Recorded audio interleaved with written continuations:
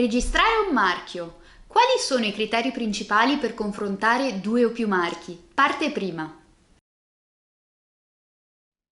In un video precedente, di cui vi lasciamo il link in descrizione, abbiamo parlato degli adempimenti preliminari alla registrazione di un marchio. In particolare abbiamo visto che prima di depositare una domanda di registrazione occorre svolgere le cosiddette ricerche di anteriorità, finalizzate a verificare che non esistano marchi già registrati identici o simili al segno che intendiamo sottoporre a registrazione come marchio. In questo video approfondiamo i criteri principali dettati dalla normativa e dalla giurisprudenza europee in materia di confronto fra marchi. Innanzitutto, quando si confronta il proprio segno con quelli anteriori già registrati, occorre immedesimarsi nel consumatore medio e chiedersi se tale consumatore potrebbe essere portato a credere che i prodotti o i servizi recanti il nostro segno provengano dalla stessa impresa dei prodotti o servizi recanti un marchio anteriore già registrato. Se la risposta a questo interrogativo è affermativa, ciò potrebbe costituire un problema. In sostanza, un segno non è idoneo alla registrazione come marchio se la similitudine con un altro marchio già registrato è tale da far sì che sussista un rischio di confusione tra i due segni.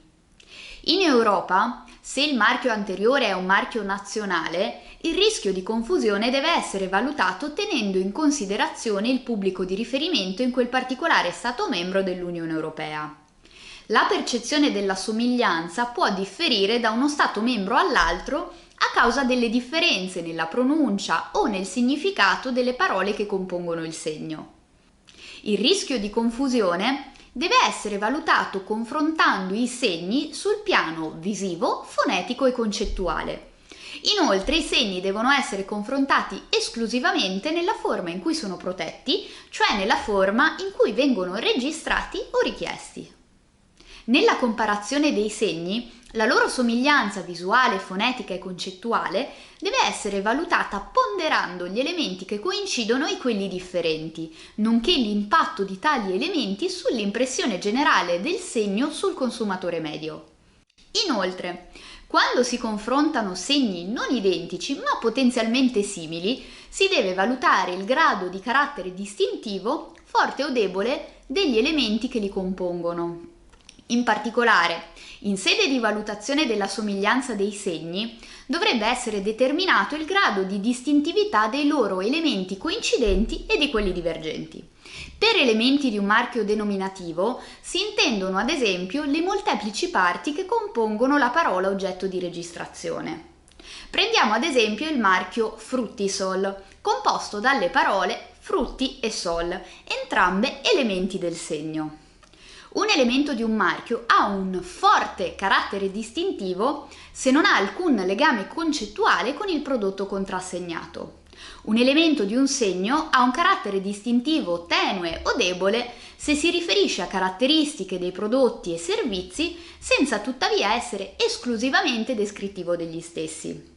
Ad esempio, se volessimo registrare come marchio il segno Fruttisol per contrassegnare succhi di frutta, dovremmo tenere in considerazione che i due elementi di cui è composto, frutti e sol, in quanto parzialmente descrittivi del prodotto che contrassegnano, sono elementi dotati di un basso grado di distintività.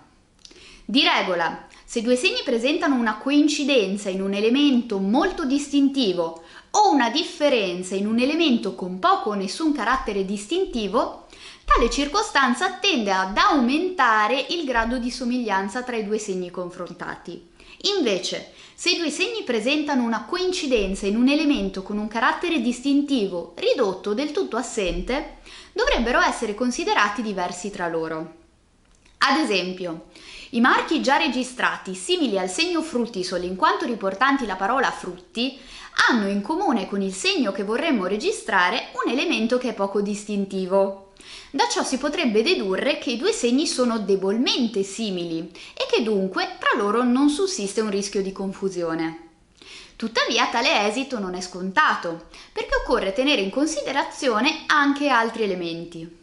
Nel prossimo video descriveremo gli altri criteri da valutare nel confronto tra segni. Iscrivetevi al nostro canale YouTube. Abbiamo un'intera sezione dedicata al diritto industriale. Per maggiori informazioni visitate il nostro sito e seguiteci sui social media.